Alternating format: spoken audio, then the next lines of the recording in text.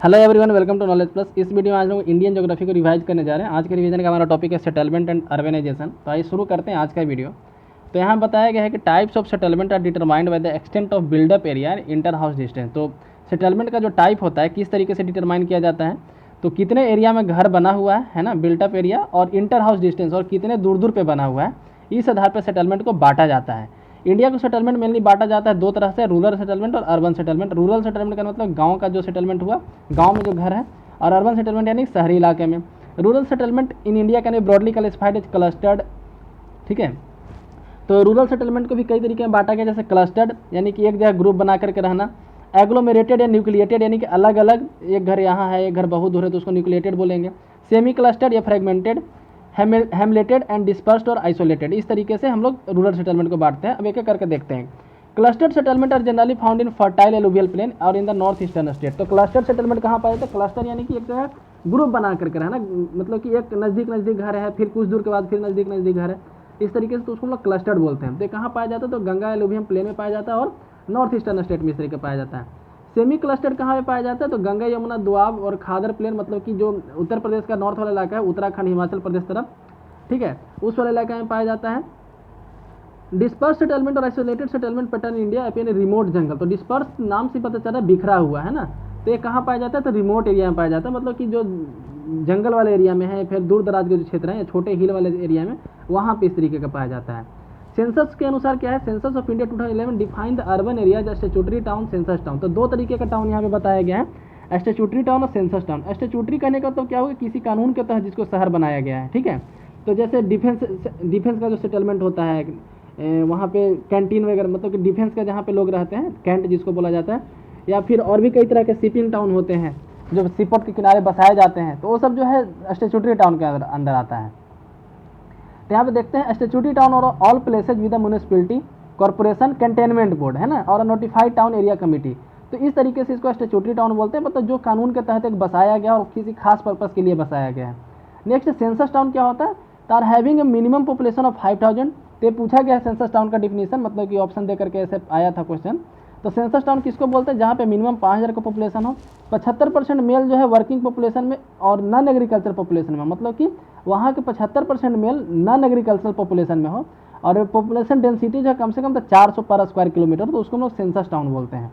ठीक है, census town के लिए 3 कंडीशन है। पहला कि 5000 का पॉपुलेशन हो, 400 का पॉपुलेशन डेंसिटी हो, और 75% मेल जो है नॉन एग्रीकल्चरल एक्टिविटी काम करते हो, तो उसको हम लोग सेंसस टाउन बोलते हैं। अर्बन एग्लोमरेशन क्या है? Is a continuous urban spread consulting a town and its joining outgrowth and agglomeration must consist of at least a statutory town with population not less than 20,000 as per census 2001। तो इसके अंदर है क्या?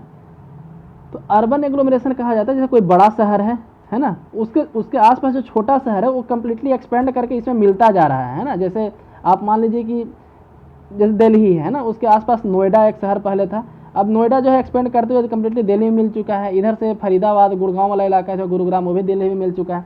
तो ये सब जो है अर्बन एग्लोमरेशन के एग्जाम्पल यहाँ पे होगा। तो वही बताया जाए कंटिन्यूअस अर्बन स्प्रेड, ठीक है, जिसमें एक टाउन था, ठीक है, लेकिन वो ग्रोथ कर रहा है, additional out growth and agglomeration must be consist at least statutory town with population not less than 20,000। ठीक है, जैसे एग्जाम्पल के तौर पर दिया है greater Mumbai urban agglomeration, Delhi urban agglomeration. ठीक है, आजकल लगभग हर एक मिडिल क्लास सिटी भी जो था है ना, वहाँ भी इस तरह से देखा जाता है कि एक सिटी है, उसके कुछ दूर पे, मतलब उससे 10-15 किलोमीटर के दूर पे कोई छोटा शहर था, अब ये छोटा शहर बड़ा होते हुए इसमें मिलते जा रहा है।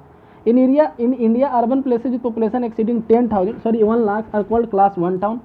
1 लाख से ज़्यादा जहाँ का पॉपुलेशन होता है उसको हम लोग क्लास 1 टाउन बोलते हैं। ठीक है, and these are 468 in number. तो इंडिया में ऐसे 468 सिटी हैं, constitute 70% of total urban population, और ऐसे सिटी में लगभग 70% लोग रहते हैं अर्बन पॉपुलेशन के, जो 5 लाख से 9,99,000 तक हैं। ठीक है, 99,999, मतलब इस बाउंड्री से कम, उसको क्लास 2 सिटी कहा जाता है। उसी तरह से 20,000 से 49,999 तक उसको क्लास 3 सिटी कहा जाता है। 10,000 से 19,999 तो क्लास 4, और 5,000 से 9,999 तो क्लास 5, और उसके नीचे जो है क्लास 6 कहा जाता है। ठीक है, तो टाउन को इस तरीके से बांटा गया है। टाउन विद पॉपुलेशन और 1 मिलियन और more than known as million plus city. तो जहाँ पे 1 मिलियन से ज़्यादा का पॉपुलेशन होता है, 1 मिलियन इन 10 लाख का, ठीक है, उसको मिलियन प्लस सिटी बोला जाता है, और ऐसे 53 नंबर में है। इंडिया का लगभग 42.6% जो इसी तरह का है। Cities population more than 10 million, तो देख सकते हैं यहाँ पे कि पॉपुलेशन भी तो 1 मिलियन और मोर देन, ठीक है, तो 1 मिलियन से ज़्यादा वाले को इसको बोलते हैं मिलियन प्लस, और जब 10 मिलियन पार कर जाता है उसको मेगा सिटीज बोलते हैं। ये सिर्फ 3 संख्या में, ग्रेटर मुंबई, दिल्ली यूए और Calcutta UA.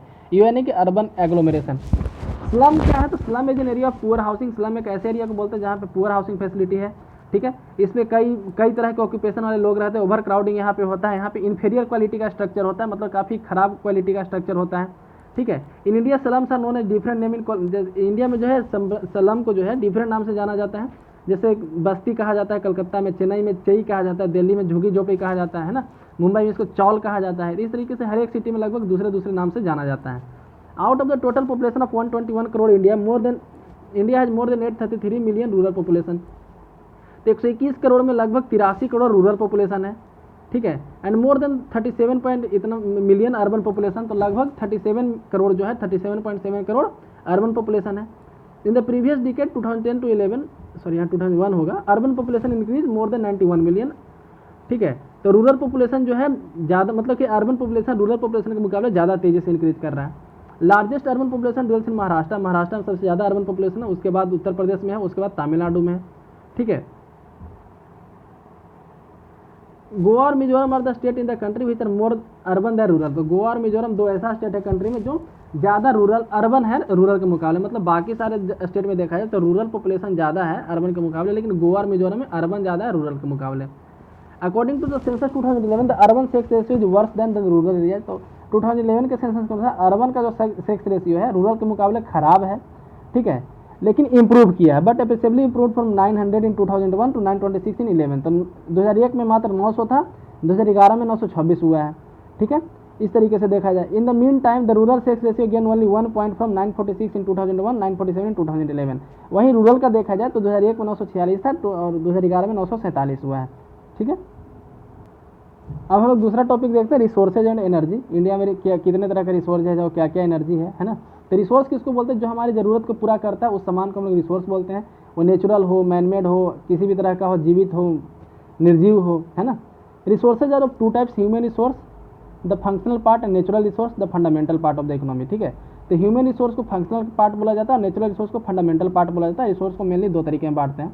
Natural resource directly derive from the environment. Natural resource जो है डायरेक्टली इन्वायरमेंट से डिराइव किया जाता है, और जैसे एग्जांपल के तौर पर दिया है water resource, mineral resource, energy resource, biotic resource, wild life, ये सब। India has 4% of world water resources. दुनिया का लगभग 4% पानी जो है वाटर रिसोर्स इंडिया के पास है। Deficient monsoon often lead to shortage of drinking and irrigation water. लेकिन फिर भी कभी जब मानसून खराब हो जाता है तो यहाँ पे पानी, ड्रिंकिंग वाटर, इरीगेशन वाटर की कमी हो जाता है। Ground water is polluted due to poor land practices. यहाँ पे ज़्यादा फर्टिलाइजर का यूज करने के कारण, लैंड प्रैक्टिसेज पुअर होने के कारण ग्राउंड वाटर पॉल्यूट होता जा रहा है। Atmospheric deposit of pollutant and direct discharge of sewage into water bodies are limitation of water resources in India. तो कहा जा रहा है कि atmospheric deposition of pollutant, atmosphere के द्वारा जो पॉल्यूटेंट डिस्पोज किया जा रहा है, जैसे एसिड रेन वगैरह हो गया, या फिर डायरेक्ट सीवेज का, नाली का डायरेक्ट डिस्चार्ज किया जाता है वाटर बॉडीज में यहाँ, इसीलिए वाटर रिसोर्सेज जो है इंडिया में लिमिटेड होता जा रहा है। एनर्जी रिसोर्सेज को फिर क्लासीफाई किया जाता है रिन्यूएबल और नॉन रिन्यूएबल के रूप में। रिन्यूएबल बोलते हैं जो तुरंत हम लोग उसको रिन्यू कर सकते हैं, दोबारा तुरंत बनाया जा सकता है।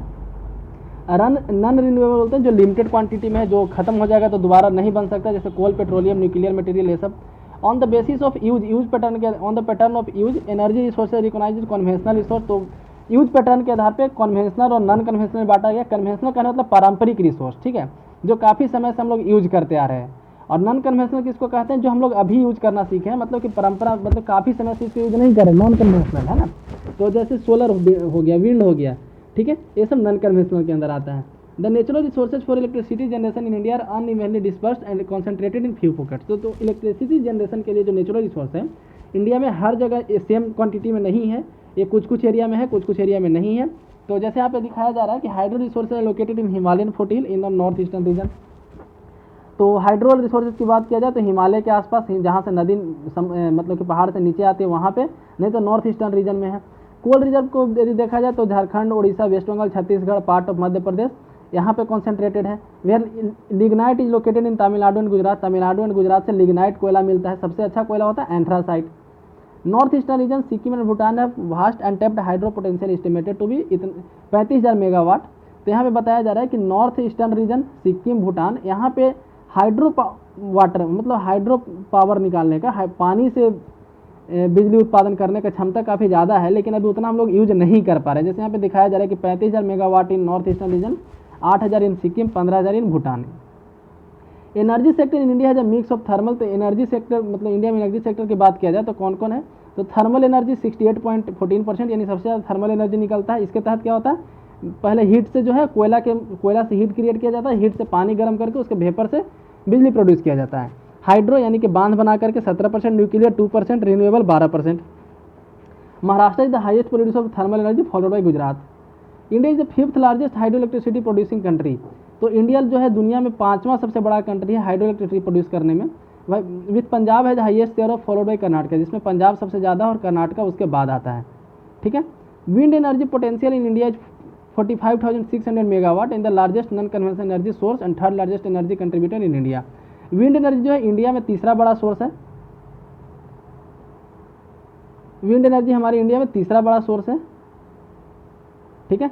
महाराष्ट्र जो है ओवरऑल एनर्जी की बात किया जाए तो तीसरा बड़ा सोर्स है, सबसे बड़ा तो थर्मल है। ठीक है। और यहाँ पे यदि देखा जाए तो नॉन कन्वेंशनल में सबसे ज़्यादा कंट्रीब्यूट करता है। नॉन कन्वेंशनल यानी कि जो परंपरागत नहीं है। Nuclear power plant located in Narora and UP, सबसे पहले तारापुर में खोला गया था महाराष्ट्र में, याद रखिएगा। और कहाँ कहाँ न्यूक्लियर पावर प्लांट है, तो यूपी के नरोरा में, रावल भाटा है राजस्थान में, अरापुर है महाराष्ट्र में, ककरापारा गुजरात में, कुंडनकुलम तमिलनाडु में है, कैगा कर्नाटका में, कलपक्कम तमिलनाडु में है। ठीक है। पहला जो था तारापुर में था, 1969 में खोला गया था। Some important renewable energy production site, sir India में कहाँ कहाँ रिन्यूएबल एनर्जी प्रोड्यूस किया जाता है, तो विंड से एनर्जी प्रोड्यूस किया जाता है कन्याकुमारी में। जियो थर्मल एनर्जी प्रोड्यूस किया जाता है कुल्लू जो है हिमाचल प्रदेश में है ना, Manikaran in Kullu district Himachal Pradesh, Puga valley in Ladakh, Taptapani in Orissa, यहाँ पे जियो थर्मल एनर्जी प्रोड्यूस किया जाता है। वेव एनर्जी कहाँ प्रोड्यूस किया जाता है, तो तिरुवनंतपुरम में। तिरुवनंतपुरम के पास एक जगह है विंगजम, यहाँ पे आप देख सकते हैं, साउथ इंडिया में प्रोनाउंस करना काफ़ी डिफिकल्ट होता है, तो तिरुवनंतपुरम के पास याद रखिएगा। और अंडमान निकोबार आइलैंड में टाइडल वेव से कहाँ प्रोड्यूस किया जाता है, तो कांडला इन गुजरात, दुर्गा कुआनी क्रीक इन सुंदरबन डेल्टा। ठीक है, यानी वेस्ट बंगाल में। और राजस्थान, गुजरात और लद्दाख और ideal area of development of solar energy, तो ये सब एरिया जो सोलर एनर्जी के डेवलपमेंट के लिए काफ़ी अच्छा जगह है। तो इंडिया में यहाँ जो है रिन्यूएबल एनर्जी प्रोड्यूस किया जाता है। आगे यदि बात करें हम लोग, तो ministry of power launch the unique initiative in 2005-06 to facilitate the development of ultra mega power project each having capacity of about 4,000 megawatt each at the both coal pit head and coastal location.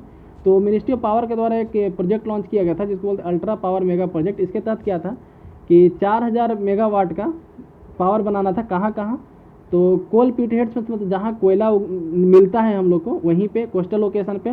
तो इसमें कहाँ कहाँ था बनाना, तो शासन इन मध्य प्रदेश, मुंड्रा इन गुजरात, कृष्णापट्टनम इन आंध्र प्रदेश, तिलैया इन झारखंड। मतलब कहने का मतलब जहाँ पे सोर्स है कोल का या फिर डिफरेंट जो भी एनर्जी का सोर्स है वहीं पे उसको प्रोड्यूस करने के लिए।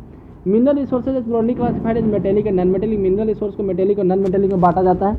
India has 4 fuel minerals, India के पास 4 फ्यूल मिनरल है। ठीक है, फ्यूल मिनरल ध्यान रखिएगा। 11 metallic mineral, 52 non metallic mineral और 22 माइनर मिनरल्स, टोटली 89 मिनरल्स। ठीक है। India's major mineral resources include coal, तो कोल जो है दुनिया में सबसे चौथा प्रोड्यूसर है इंडिया। आयरन और मैंगनीज और, ठीक है, मैंगनीज जो है दुनिया में 7वां बड़ा प्रोड्यूसर है इंडिया। माइका का आई थिंक सबसे पहला प्रोड्यूसर है इंडिया। बॉक्साइट जो 5वां प्रोड्यूसर है। क्रोमाइट, नेचुरल गैस, डायमंड भी इंडिया प्रोड्यूस होता है, मतलब कि निकलता है डायमंड। पन्ना मध्य प्रदेश में, वहाँ से डायमंड निकलता है। लाइमस्टोन, थोरियम जो है दुनिया का सबसे लार्जेस्ट है इंडिया। ये तमिलनाडु के में एक बीच है वहाँ से निकलता है, उसके बालू से थोरियम निकलता है। ठीक है। मोनाजाइट सैंड उसको बोलते हैं, जहाँ से थोरियम निकलता है उसको मोनाजाइट सैंड बोला जाता है। India oil reserve found in, India में तेल कहाँ कहाँ मिलता है, तो बॉम्बे हाई में मिलता है, महाराष्ट्र में, इसके अलावा गुजरात में मिलता है, राजस्थान में मिलता है। और सबसे पहला जो है असम में खोला गया था, डिब्रूगढ़ में खोला गया था, ईस्टर्न असम में। ठीक है। Japan is the largest importer of iron ore, तो इंडिया की तरफ से जो है इंडिया से सबसे ज़्यादा एक्सपोर्ट जापान को होता है आयरन ओर में। ठीक है। Bailadila mine is the largest mechanized iron mining in Asia. Bailadila mine जो इंडिया में है वो एशिया में सबसे बड़ा आयरन के लिए मैकेनाइज्ड यानी कि मशीन से जहाँ पे निकाला जाता है आयरन ओर, सबसे बड़ा। Nagpur Bhandara district of Maharashtra and the Balaghat Chhindwara district of Madhya Pradesh are important manganese producing region. Orissa is the largest producer of chromite, तो उड़ीसा जो है सबसे बड़ा प्रोड्यूसर है क्रोमाइट का। ठीक है। Malanjkhand belt of Balaghat and Khetri Singhana belt of Jhunjhunu are important copper mining centre. तो ये कई बार पूछा गया, खेतरी बेल्ट जो राजस्थान का है और झुंझुनू का, ठीक है, किस लिए फेमस है? तो यहाँ से कॉपर निकलता है। Mica one of the posted non metallic resource in India, India में माइका काफ़ी ज़्यादा प्रोड्यूस होता है, ठीक है, नॉन मेटेलिक है वो। अब national level agency national natural resources management system NNRMS एक नेशनल लेवल का एजेंसी है, इस्टेब्लिश किया था 1983 में। इसका काम क्या था? तो for integrated natural resource management in the country, तो कंट्री में नेचुरल रिसोर्स को इंटीग्रेटेड रूप से मैनेज किया जाए। It is supported by planning commission, हालांकि बंद हो चुका है, ठीक है। तो इसके जब नीति आयोग है तो उसको प्लानिंग कमीशन को सपोर्ट मिलता था, अब नीति आयोग का डिपार्टमेंट ऑफ स्पेस का भी इसको सपोर्ट मिलता है, किसका? National rural resources management system का। तो ये था हमारा आज का रिवीजन का वीडियो। यदि पसंद आए तो लाइक करें, चैनल को सब्सक्राइब करें। धन्यवाद।